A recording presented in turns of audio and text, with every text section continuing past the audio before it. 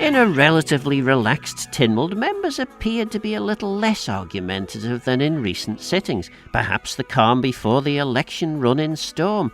Items discussed included a move to unify government's land and property portfolio, the state of the economy and the National Insurance Fund, and the UK government's decision not to recommend the assisted dying bill for Royal Assent. As there was a small protest against the bill outside of Tynwald, that seems like a good place to start. So I'm George Hargreaves. I'm a resident here on the Isle of Man. I live in Glenvine.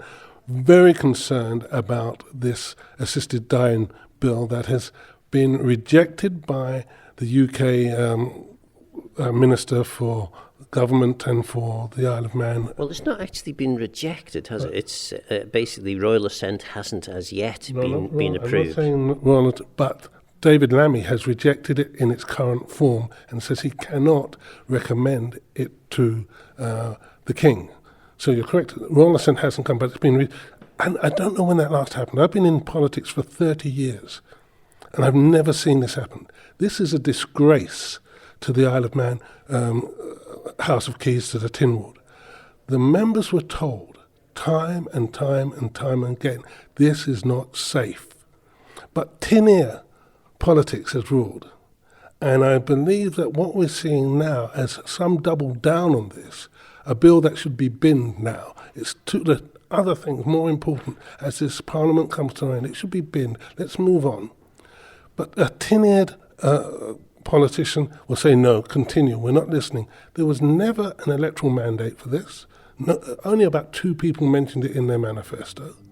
It's been taken by a politician that has his own agenda about this and is like a Pied Piper, led people astray. And there's no harm, though, in having your own agenda. In fact, many people actually would say that a few more politicians with agendas mightn't be a bad thing. Not a bad thing if you listen. There was a public consultation where more than 50% said no. We're in a democracy. When that happens, you listen, but they didn't. Then time and time again, people have said this is not safe. You're not listening. And I challenge every MHK that has supported this. Is this the political hill that you wish to die on? Because there's an election coming up. And there are people who are even in favour of assisted dying who look at the MHKs and say, why are you wasting time and energy on this thing? Leave it alone. Our kids, there's a campaign that I've just highlighted at Ballacomine School where the kids are talking about the brain drain and the lack of opportunities. What are we doing about that? Where are the speeches about that?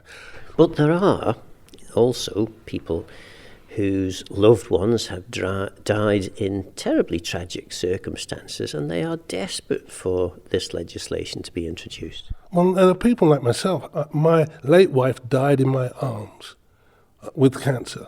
I know what it's like to see a loved one die.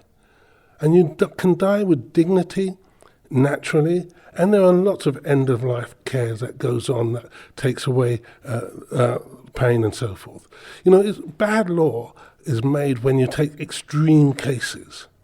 And there has always been within the UK framework, and I know we're not in the UK, leeway in the law. The CPS decide what is going to be prosecuted and so forth. But to mandate this, to make this a law whereby somebody 12 months before, quote unquote, they've been suggested they may die, can start putting this process. You only have to look at the television personality who's been pushing this in the UK. Heard her on Radio 4, and she's actually getting better. You know, the prognosis was wrong. That was Esther Ransom. Esther Ransom. The prognosis that she was going to die in this has been wrong, and she's been getting better. And this actually proves our point. This would be bad law, but I'm more interested on the democratic side of things. This has just not been democratically done. And it's now become a shebeleth, a biblical term, you know. I guarantee that every MHK that continues to push this will find themselves being campaigned against vigorously in this election. And they have to decide whether this is the thing that they want to end their career on, or whether they're going to start to do stuff that the people want. We want more jobs. We want the economy to be lifted up. We want movies, by the way. I want movies. We want to forget the past in that. And we've got a big movie coming on the island. One swallow does not a summer make. We want to have a whole industry. And you've sort of answered my final question, which is obviously there was a protest this morning outside Tynwald. There were 20 to 30 people there. Is this the sort of thing that we are going to expect to see more of? I think if this goes forward, pride comes before a fall. And if proudful, arrogant MHKs say, no, we're going to do this, whatever, they will find that people will rise up. People of good faith, people of no faith will rise up and say, enough is enough. We want representation of the people, not representation of one-off ideas that have been stumbling and wasting our time. Had this got real credibility, it wouldn't have taken all this time. It hasn't. And let's just bin it. And only 30 people because we only found out yesterday. Had we known before, like the other times, it would have been 100 people at least. Churches would have announced it on Sunday, would have come out. So this was a very quick turnaround. And we've got an election coming and we know the date. That was Assisted Dying Bill opponent George Hargreaves. Next, mover of the bill, Alex Allinson. Yes, the idea was just to make sure that all Tynwald members knew my intention to try to look at some of the concerns expressed by the Ministry of Justice when they said that at this time they weren't happy to recommend for the Assisted Dying Bill for Royal Assent and bring forward some amendments forward to try to achieve that. And I think that's a polite way of doing it. The emphasis the Chief Minister made quite clear is that as mover of the bill, it's down to me to do this. And so I take on that responsibility. And, the first question is, what are the reasons that the UK is given for not granting Royal Assent at this stage? Yeah, I think there are a number of things that need to be cleared up. I haven't seen the correspondence from the Ministry of Justice. That came straight to His Excellency, the Governor, and was shared with the Chief Minister as Head of Government. So I haven't seen the exact wording of that. What I do know is that previously their concerns were that some of the safeguards, codes of practice that we have in the bill were due to be determined by secondary legislation, and they've said that they would prefer it to be in primary legislation. There have been various talks in the UK by organised groups in England against assisted dying, that they would bring cases to the European Court of Human Rights against our legislation, and they've said the same about the Jersey bill as well, which again is waiting for Royal Assent. And so I can't help but think that there is a degree of reticence in the Ministry of Justice that they might have to defend our bill in the European Court, and that's why they want this extra assurance, extra guarantees, so that it wouldn't be liable for legal challenge. I can absolutely respect that point of view. And what I need to do now is work with the Attorney General's staff to draft amendments that will satisfy that, so we can move forward.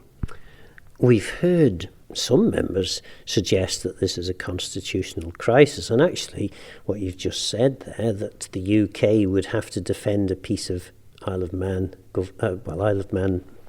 parliamentary legislation, that is a constitutional concern at the very least, surely.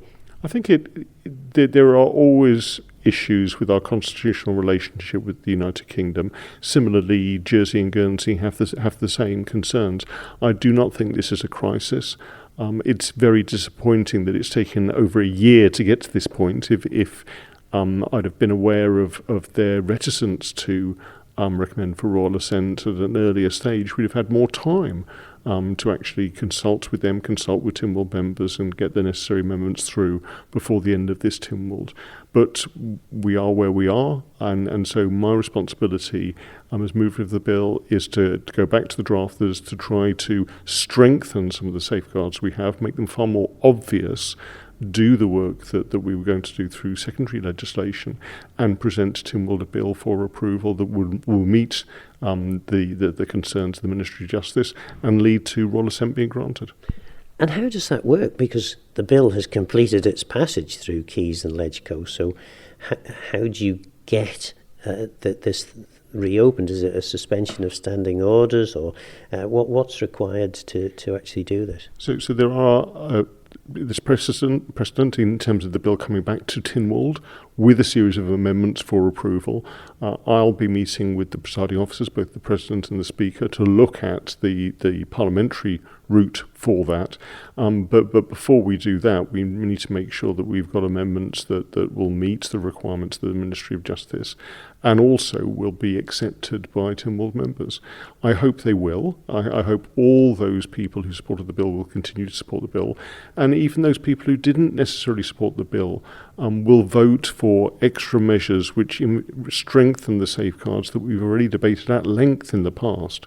Because at the end of the day, this is a bill that's taken around about 20 years to get to this point. We've had petitions on Tynwald Day, we've had committees, we've had extensive debate, and there is groundswell of opinion on the Isle of Man that people want the choice and option of assisted dying for those people with terminal illness who are facing an inevitable death. There are, I think, 6, maybe 7 sittings left before of Keys, at least, before the House of Keys is dissolved in the summer. Something as important and as weighty as this, to be able to get amendments drafted even and to Keys, even if you knew what the concerns were at this moment, to get all that done and to get it to Keys, and then to get it, presumably, if it goes through Keys, it will then have to go through Ledgeco.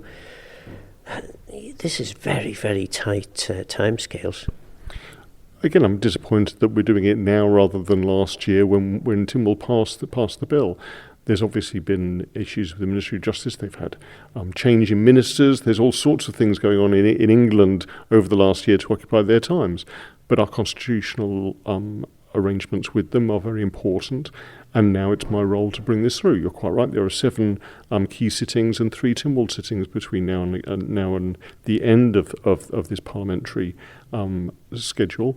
What the Chief Minister has said before Christmas was that with the amount of legislation coming through, we would almost certainly have extra sittings, and quite rightly so to make sure that we finish the work we started. And so I think there is time to present amendments, not in a rushed way, but in a measured way, that will strengthen the safeguards, the existing safeguards in the assisted dying bill, and will lead to Royal Assent, so we can start the extensive further implementation plans, which will take time through consultation and further legislation.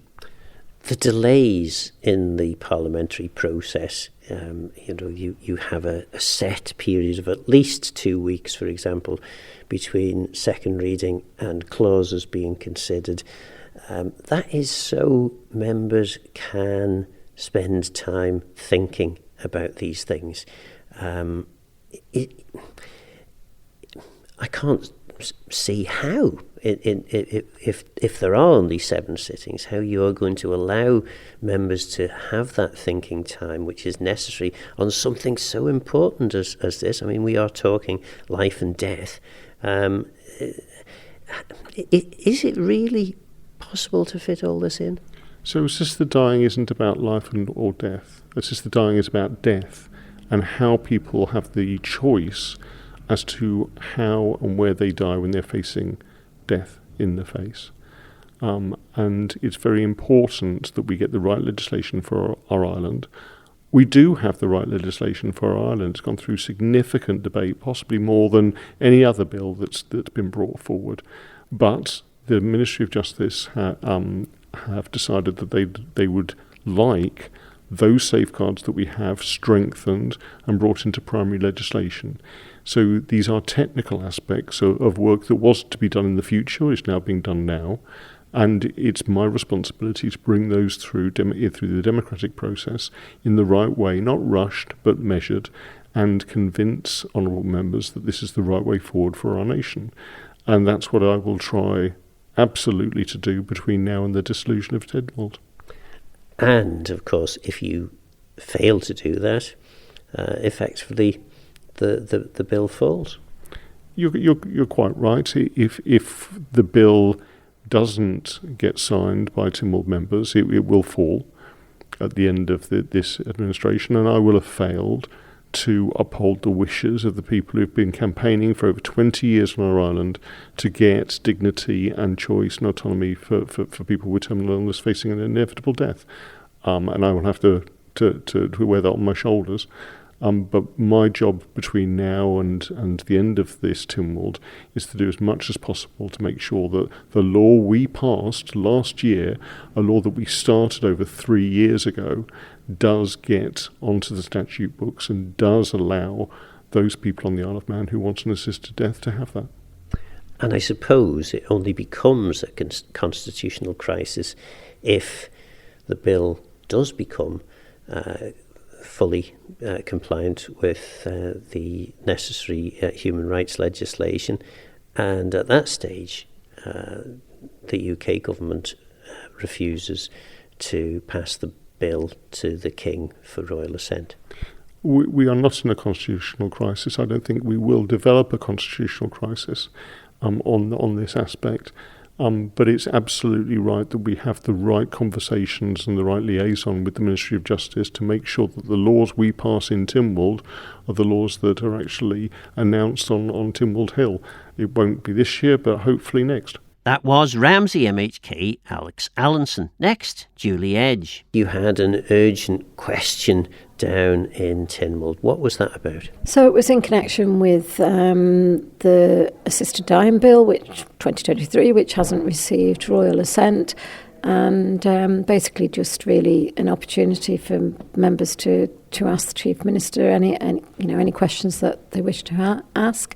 And really the concern that had come to me from a lot of the public was, is it a constitutional crisis? And there seems to be two camps. Some say it is, some say it isn't. So I thought, well, let's see if we can have an urgent question, get a statement, and then we might get some answers. And what did you think about the answers that you received? I think they were fair. The statement from the Chief Minister, he laid out any of the communications that had been with the UK when he received it and how he informed the private member's bill mover, Dr. Allinson. And he also talked about when the Minister for Health did give some answers about the safeguard and coercion and the contract for practice. And, that was really helpful because it does clarify again, because it's been some time since we've actually discussed this. I thought his answers were helpful.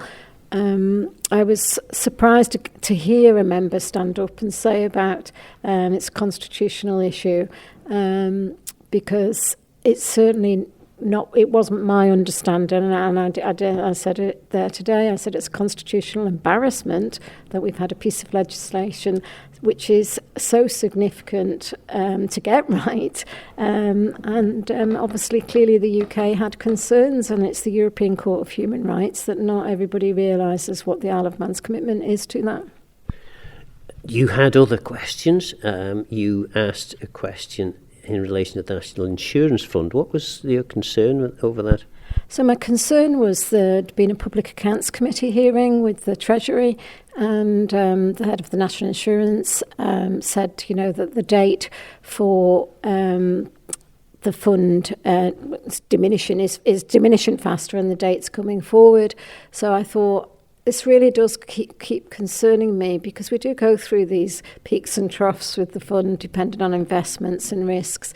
But also it's actually that we've given additional funding to the NHS this year, and then the NHS are not being financially stringent in the management of the money that we're already giving them. So it did concern me. So I wanted to be able to bring that out. Because Manx Care, again, we've heard today, they're going to be overspent by over 15 million. And I'm sorry, the island cannot continue to allow accountable officers to just continuously do this and ask for more.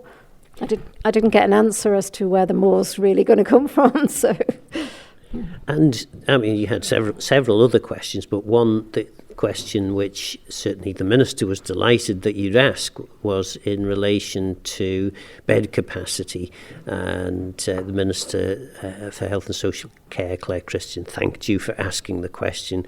And were you happy with the answers that you got? I've actually been asking about bed capacity at Nobles for a couple of years. I've got numerous written answers, and I've got the original plan and opening for Nobles Hospital, and we had over 300 beds, and we're down to something like 170, 180. That's what's wrong at Nobles Hospital. That's all that's wrong in A&E. There's nowhere to put the patients that need to go to a ward. However, they are trying to fix it, but didn't Manx Care see this coming? She said the first business case, I think it went to Treasury, was July last year. When you look at the actual numbers of patients going through A&E, there's not a significant increase. The significant increases are when they've closed Ramsey Cottage Hospital and its emergency area and that. So I will always challenge statistics and I will look at them carefully. And we had over 300 beds. I think it was over 350 beds when we opened. We're down to virtually half. That's what the problem is.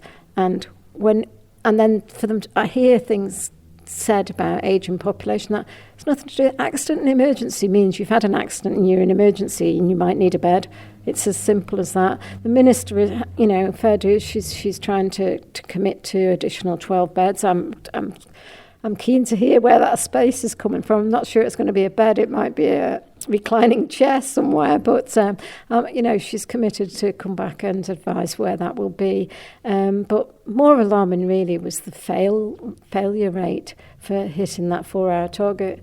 That's because there's a backlog, isn't it? It's clear that you can't get through. You can get through the door, but you can't get anywhere else. So therefore, it's causing all this bed back block is basically what it is, because they can't move the patients on. As she said, the staff are working amazingly up there, and the majority of people that go through there say that, but they've got to be given the right space to be able to operate, and I think the closure of Ramsey and Martin Ward has been a significant impact on that. And that is a temporary closure, isn't it? It's a temporary closure, but again, it seems to be purely a maintenance matter. Who was keeping their eye on that to make sure that maintenance matter didn't happen? And then it's significant cost to everybody, and including the people of the island, when they can't then get into A&E and get a bed in A&E because they've had to take capacity in Nobles. To me, it's lack of strategic planning and foresight of what's required. That was Onken MHK Julie Edge. Next, the Treasury Minister, who has created a new nickname for himself. Fleet of foot, Thomas. Is that the way I should introduce you? Oh, thank you for that. Once doubting, still doubting, but fleet of foot as well now. Well, that's good to hear. It is fair to say that, well, you had some questions to answer. We'll start with the questions. You had a question in relation to the National Insurance Fund. Should we be concerned at the general direction in which the National Insurance Fund is travelling? Your predecessor in Treasury had made some attempts to try and convince Tynwald members that maybe we need to look again at the triple lock, for example. He made attempts that way. Secondly, he wanted to put in place a policy about reducing the amount of money we needed in the National Insurance Fund, which I resisted. So where we are is that today, as part of the answer to the question, I announced that the next 5-year review would complete in 2027, effectively bringing it forward by a year, because there are important questions to answer about the National Insurance Fund, which is bedrock asset for state pensions and social security, and also substantial contribution to the National Health Service here. So we'll be able to specify our questions, and we'll be able to get actuaries to look at it sooner than they would otherwise have done. And in terms of that, I suppose relatively early on in the next administration, they will get that information and they can make some decisions if they choose to do so, if they feel the need. Exactly, and that's why I brought it forward. I also explained a bit more about what had happened previously 3 decades ago with the National Insurance Fund being used for the hospital, £44 million. I essentially said that we changed the law since then to make it absolutely clear about how Tynwald was involved in that process, and I actually also explained how the COVID drawdown from the National Insurance Fund was actually linked to National Insurance Fund use. So it's a precious asset. It's something we have that the Great Britain and Northern Ireland don't have to the same extent that we have. And I see it as an important part of the future of state pensions and social security. And if I'm the Treasury Minister that specifies the terms of reference before I stop being Treasury Minister at dissolution, that would be great. But certainly we're trying to set it up so that the next administration, the next House of Keys, has full information about the prognosis and options in respect of the use of the National Insurance Fund and the future of state pensions and social security. But the important thing, at least in the short term, is that there is no immediate threat to the National Insurance Fund. It's more, if steps were taken now, the longer term security of the fund would be guaranteed, but it's not an urgent need, would you say, to take action? It is an urgent need, and that's a really penetrating question that you've asked, and I just want to say something that I don't hear said enough, which is that state pensions would come from general revenue, National Insurance Fund in the absolute worst case. Social Security needs to be paid because it provides a floor and makes sure that we're a caring society. So what we're saying is that when we looked at increasing the NHS allocation a couple of years ago, the actuaries did work which showed that the consequence of the higher amounts of state pension being paid out were that the fund had come to a drawdown position earlier than had previously been actuarially stated. So that's another thing in the background for why we've decided to bring this forward, this actuarial review.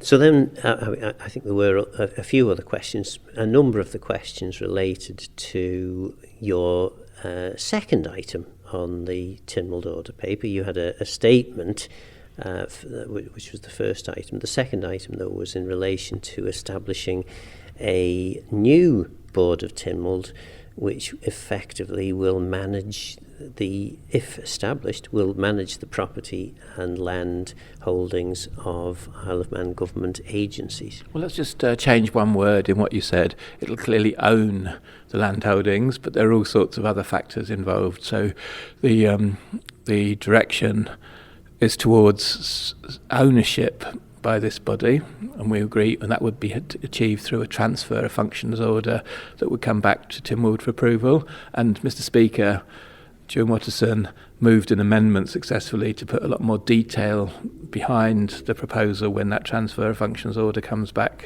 to Tynwald. Management is different. We have a tiered structure, so it's not about centralising everything. It's about localising and keeping local what's necessary to be local, and it differs depending on the type of asset. But essentially, if people are trying to manage leases and maintain property off the side of their desks doing something else, that's not ideal. So that should be done professionally by somebody who has that as their professional skill set, and they should leave them, which would create the space for them to do what their own professional skill set is better. If it's an incredibly specialist property role, obviously it needs to be done by those specialists locally. So we tried to capture what's good in the approach from centralisation and what's good in the approach from localisation, and it will depend. It wasn't a centralisation that was put forward today. It was property ownership all being in one place and then rational, optimal decisions made about things thereafter. It possibly then that what you're saying, it introduces an additional layer of confusion then, because if you're effectively transferring the ownership away from a department, but that department continues to manage the property, Can do. I don't quite see what the point of transferring one and not the other, because the same argument would apply to managing property as would apply to managing the legal situation in relation to ownership of a property. Yeah, and these are things to be sorted and determined by those who really know, with political oversight in Tynwald and in government in the next few years, in a phased process. Ultimately, even things like project management and use of capital should be included in this process. Eventually, the registration of land should probably be speeded up. Certainly, maintenance and getting the right resources to keep properties maintained and properties sold or purchased where necessary to do that should all come into it. But what I wanted to make out today is that we're not changing things that people from the south seem to be worried about around covenants and common land and all of those sorts of things. That's not changing, that's all intact. We're not determined as yet on exactly how this board would operate. Heard some people make cases for more political involvement, some other people make cases for less political involvement and more non-executive director involvement. Look, we've started a process, that process will carry on. Achieved a lot today. Delighted that it was nearly unanimous. There was just one member who voted against, but the process continues. 11 million benefits to the Manx economy. How does that work? So that's 1% of the total, roughly 1% of the total value of the assets as your standard claim by asset managers. So it isn't it's scientific in that sense. That's how it's derived, but it still needs to be evaluated in this process. And I could have laid that down very clearly in my summing up remarks, but I've chosen to keep it for the report, the next report that will lay before Tynwald when they need to make the real decision in terms of the transfer of function. And then we've also got estimates for the costs and the benefits, which we'll also lay down very clearly rather than extending the debate today. Just presenting all the information. We had all the information in an earlier version of the report, and we were encouraged to slim it down to make the choice simple. We've chosen a choice to be made today. We got further than was got in the 2009 Council Ministers Subcommittee on this topic. We got further than the 2018 government did when they took this step, and I hope to continue the momentum to make actual progress so that people see the benefit of efficiencies, but also better property management and better maintenance of properties and a slimmed down government estate in the future as soon as possible. So using a planning analogy, effectively what you've gone for today is approval in principle, and then you're coming back with the more detailed scheme at a later stage, which is quite a novel approach, actually asking Tynwald whether they generally think it's a good idea before coming up with the detail. Yeah, but we've gone slightly further because reports have been received in the past, and then in 2018 the principle seemed to be accepted as part of a select committee debate. But yeah, we've gone further, we've agreed the principle. Lots of valuable points were made. Some of them were contradictory. But we've got to now come to a professionally informed, publicly engaged outcome, which can take to Tynwald for final approval. It's legally sound. We could do it with a bill, like happened with the creation of Manx Care. We're not going to do it with a bill. We don't think we're going to do it with a transfer of functions order. That transfer of functions order could come back in months if we can take members with us so that they'll vote for it, but certainly the momentum's got to be maintained because this is an efficiency programme and an incredibly valuable efficiency programme, and also nobody looking around the public estate and the infrastructure we have in the island can say it's in a good place. We need to be able to spend more money on it, and we need to be able to have mechanisms to make sure that we spend the money optimally in the right place, and also then we maintain what we spent money on. So it could come back before the recess, effectively. It could be this decision could be taken by July, Tynwald. That's my intention. So then we move back on the order paper and to your statement about the economic situation, which was compared by some members to what the Chief Minister's already said. And there was a general suggestion that there was very little new in it. Is that a fair assessment from those members? Well, they didn't say it very fairly. They said it in a political way, but We gave an update to Tynwald members, and the reality is we meet weekly. We are very well prepared for the situation to deteriorate. We've looked at all of the plans, improved them for if the situation deteriorates. But we are in a summer where heating houses is not as necessary for nearly everybody as it is in the winter. We're in a situation where the actual fuel price for vehicles isn't actually as high as it was in 2022, and we're in a situation where we. This could go on for a long time. The situation itself in the Middle East is not yet certain, and what the impact will be and how it will play out is not yet certain. So we're behaving responsibly from a fiscal perspective as well as from a social perspective, and that's what I was laying out today very clearly. We're prepared. We've got industry liaison. We've got charitable liaison. I agreed to go and make sure that local authorities were working with us more as well. Got no reason to believe that they're not, and we've had some initial contact. But that's what it was. I gave a statement as promised. It wasn't the most exciting statement I've ever made, but it absolutely captured where we are, which is well prepared. And I suppose what Isle of Man government is saying, and you correct me if I'm misinterpreting this, yes, we recognise that things aren't wonderful at the moment, but they're probably not quite bad enough for us to leap into action with new schemes and new proposals to help people. Yeah, well, thank you for capturing that part of it. That's an important part of it. But the main point was denied by some of the people there, and they tended to be the ones who voted against the budget, because the main point was that we had a very good budget in the sense that many people have £1,000 extra in their pockets because of the personal tax allowance rise, which came in from 1st of April, and that is greater than the average per household extra expense in terms of heating their house and running their car. Obviously, these are all averages, and every family matters. And I wanted to make sure that reach out, and there are structures there. But basically, that's a very good economic response to the situation. Puts more money in people's pockets. And secondly, we've had an anti-poverty strategy running for a great number of years, and I laid out some of the aspects of that, like emergency loans, like the winter bonus scheme, like the fact that we can work with charities. And we're having charity meetings, which are all described in that poverty report, which we released today. I think I was the minister most heavily involved in that as the chair of the social committee, and we chose deliberately to release it today. So I linked it. So I suppose it's in thirds. We're prepared for a worse situation, but hoping for the best. Secondly, we've got we've got a tax strategy and an economic strategy that should help people. And thirdly, we do have anti-poverty measures and us as a caring society, and make sure we all look out for each other. That was Douglas Central MHK Chris Thomas. Jason Moorhouse is not yet convinced by government's move to create a unified government estate.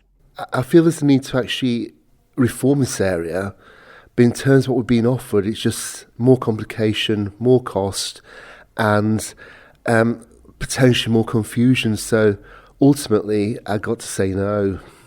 And the Speaker gave an amendment to the motion, which basically required far more detail in terms of costs and staffing and how the whole thing was going to work. That didn't convince you? No, and really the main thing about his amendment was that disconnect between everything shifting kind of at all levels to a more managed shift. And I just thought, even with that, there's so many unanswered questions, and you always get the problem with an amendment, especially so close to the end of a term, in how it will actually be playing out and how it will actually come back to the next administration. So I just felt it was probably best just to say, we'll pause this and then see what happens in 6 months' time.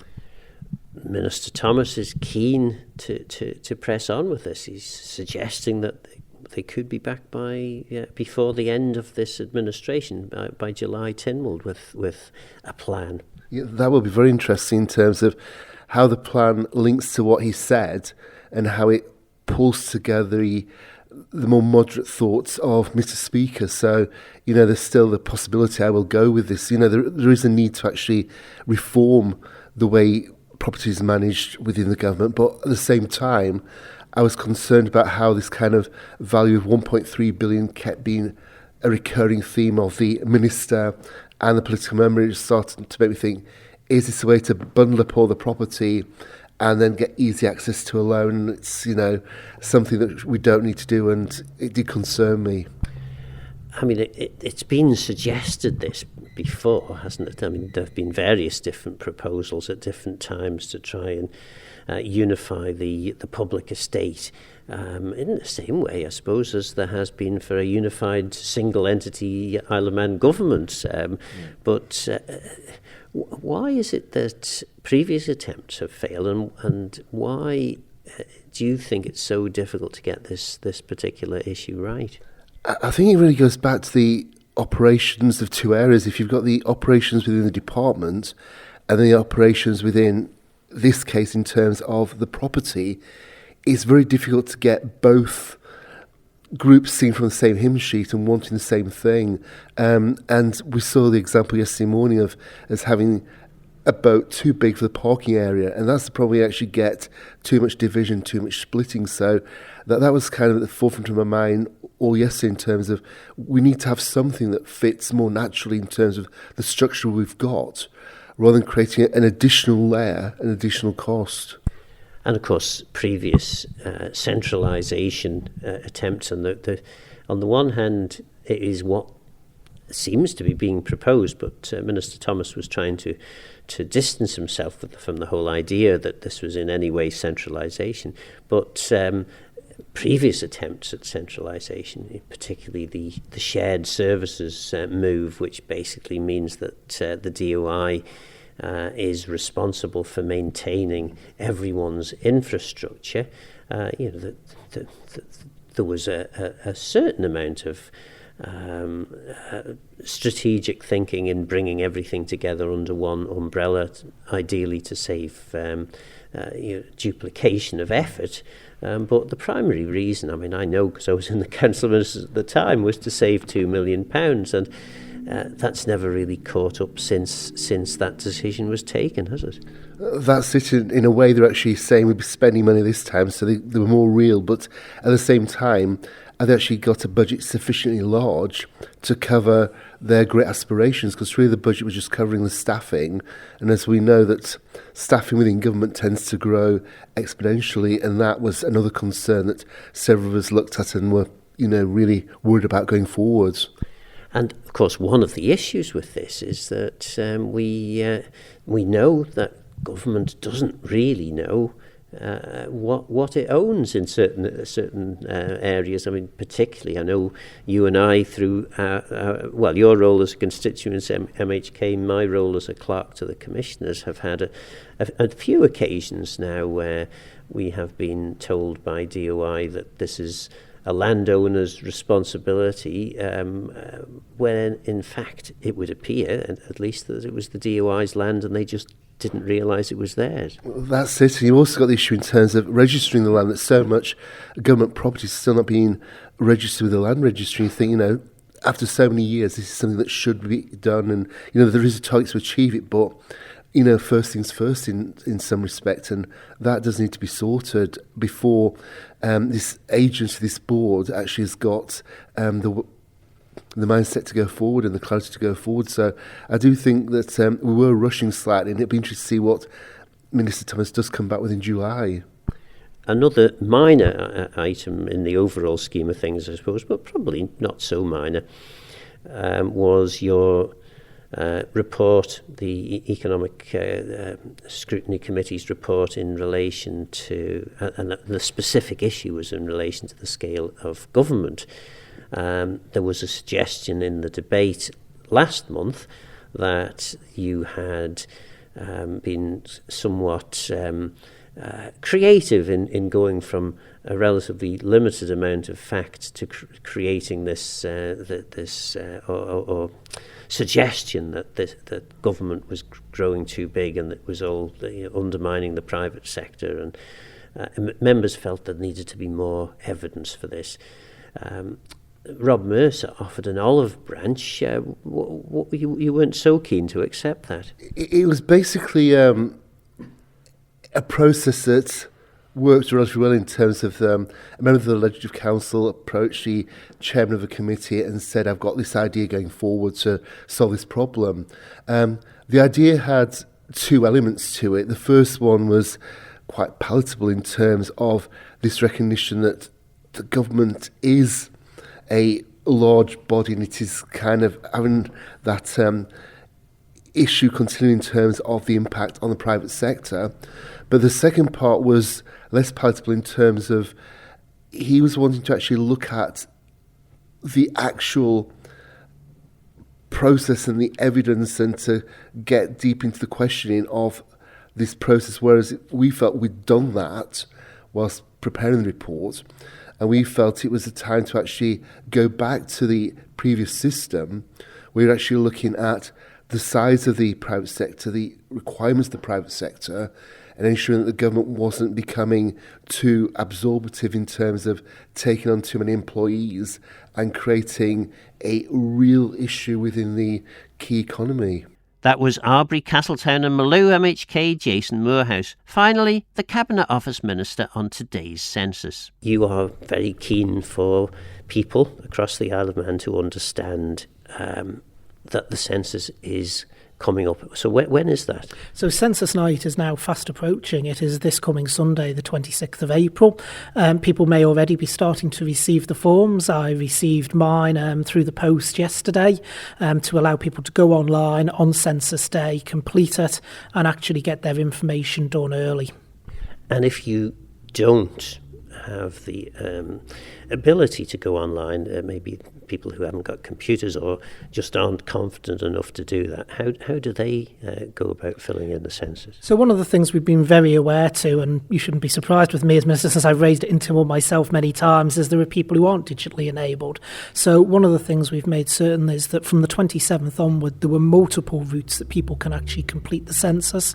So people can do it over the phone, people will be able to get paper copies, people will be able to seek assistance as well in completing it. So there is multiple ways. The important thing is that people engage and actually get that information in, because the information that we gain from the census decides the services and the provision of things provided to the people of the island. It is absolutely crucial information. You mentioned there from the 27th. Yes, so that is the day after Census Night. So the day after Census Night, the other routes open up for people to be able to complete, but obviously the information we want is from the 26th. And why does this matter? What is it that Isle of Man government gets out of a census? So that's a very good question. It is absolutely fundamental information. It's not just Isle of Man government either. It's organisations out in our community, including businesses as well. It allows us to gauge the population and various strands of population, the makeup of households, the age range of the population, the complete demographics, basically, of our island and our society. And with that information, we are then able to plan not just services today, but also look and predict with general accuracy where we believe services will be required in not just the next 5 years, the next 10 years, the next 15 years. And we can also see what changes have happened since the last full census, which was in 2021. And that gives us an indication of, do we need to tweak things? Are there things that need to change? Is there new things that need to be provided? And I know out in the business community, they also use it in terms of their services and their businesses to dictate demand and what they believe will be required over the next few years. With all the information that government now holds electronically about everybody, pretty much everybody living on the Isle of Man, is it getting to be a kind of a thing of the past, the census? Is AI and its ability to search all your electronic records, is that going to make census less important, do you think? I think we're a long way from that with AI. AI itself can get very confused sometimes and double count. It's much better to have the proper human interaction process. The census by no means is out of date. It is still one of the most valuable statistical tools that we actually have, and this interim census at the 5-year point since the last full census to the next full census is just as important.